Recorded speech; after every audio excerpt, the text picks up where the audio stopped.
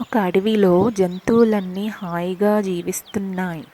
ఒక రోజున ఎక్కడి నుంచో ఓ సింహం ఆ అడవిలోకి ప్రవేశించింది. ఇంకేముంది, అప్పటి నుంచి జింకలు, కుందేళ్ళు వంటి జంతువులను వేటాడి తినడం ప్రారంభించింది. దీంతో అడవిలోని జంతువుల సంఖ్య తగ్గుతూ వస్తోంది. జంతువులన్నీ సమావేశమై సింహం పీడ ఎలా వదిలించుకోవాలా అని ఆలోచించాయి. చివరికి ఒక తెలివైన కుందేలు ఆ బాధ్యతను తన భుజాలపైకి ఎత్తుకుంది.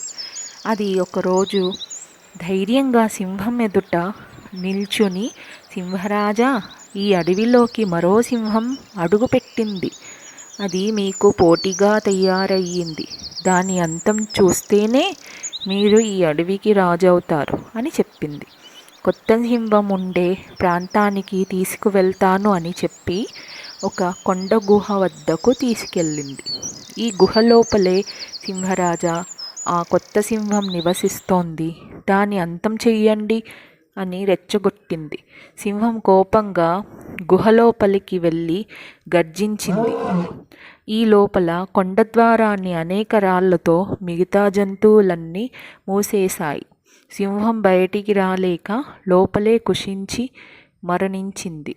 దాని పీడ విరగడ అవ్వడంతో కుందేలు, జింకలు, కోతులు, నెమళ్ళు అన్నీ ఆనందంగా నృత్యం చేశాయి. మీకు మా పోస్ట్ నచ్చినట్టయితే లైక్ మరియు సబ్స్క్రైబ్ చేయండి.